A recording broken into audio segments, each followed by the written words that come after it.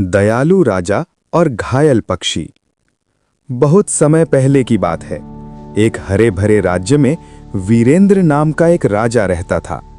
राजा वीरेंद्र बहुत दयालु और न्यायप्रिय था। वो केवल इंसानों की ही नहीं बल्कि पशु पक्षियों की भी रक्षा करता था। पूरे राज्य में लोग कहते थे कि ऐसा दयालु राजा बहुत कम देखने को मिलता है। राजा को सुबह सुबह बगीचे में टहलने की आदत थी। एक दिन वो महल के पास बने बड़े बगीचे में घूम रहा था। तभी उसकी नज़र एक छोटे से पक्षी पर पड़ी जो जमीन पर गिरा हुआ था। पक्षी के पंख से खून निकल रहा था और वो दर्द से तड़प रहा था। राजा तुरंत उसके पास गया। उसने बहुत सावधानी से पक्षी को उठाया और अपने सैनिकों से कहा, इसे तुरंत वैद्य के पास ले चलो। सैनिक आश्चर्य में थे कि राजा एक छोटे से पक्षी के लिए इतना चिंतित हो रहा है, लेकिन वे जानते थे कि उनका राजा बहुत दयालु है। वैद्य ने पक्षी के पंख पर औषधि लगाई और पट्टी बांध दी। राजा रोज उस पक्षी को देखने आता, उसे दाना खिलाता और पानी पिलाता। धीरे धीरे पक्षी ठीक होने लगा। कुछ दिनों बाद वो फिर से उड़ने लायक हो गया। जब पक्षी पूरी तरह स्वस्थ हो गया तो राजा उसे बगीचे में लेकर आया और अपने हाथों से आसमान की ओर उड़ा दिया। पक्षी कुछ देर तक राजा के ऊपर मंडराता रहा, मानो धन्यवाद कह रहा हो, और फिर दूर उड़ गया। कुछ महीनों बाद राज्य में भयंकर सूखा पड़ गया।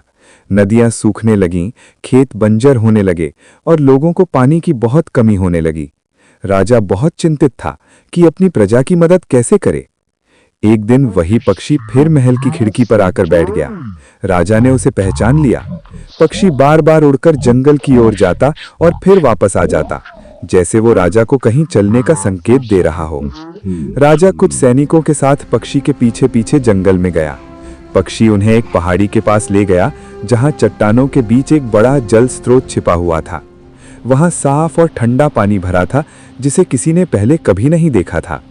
राजा बहुत खुश हुआ। उसने तुरंत वहां से नहर बनवाने का आदेश दिया ताकि पानी पूरे राज्य तक पहुंच सके। कुछ ही दिनों में पानी की समस्या दूर हो गई और खेत फिर से हरे भरे हो गए। राजा ने समझ लिया कि ये सब उसी पक्षी की वजह से संभव हुआ है।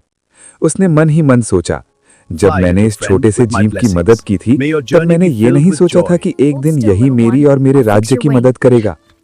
उस दिन के बाद राजा ने पूरे राज्य में आदेश दिया कि कोई भी पशु पक्षियों को नुकसान न पहुंचाए। लोगों ने भी राजा की बात मानी और पशु पक्षियों के प्रति दया दिखाने लगे। धीरे धीरे राज्य और भी खुशहाल हो गया। लोग कहते थे कि दया और करुणा का फल हमेशा मीठा होता है। दयालुता कभी व्यर्थ नहीं जाती। जो दूसरों की मदद करता है उसे एक दिन सहायता अवश्य मिलती है।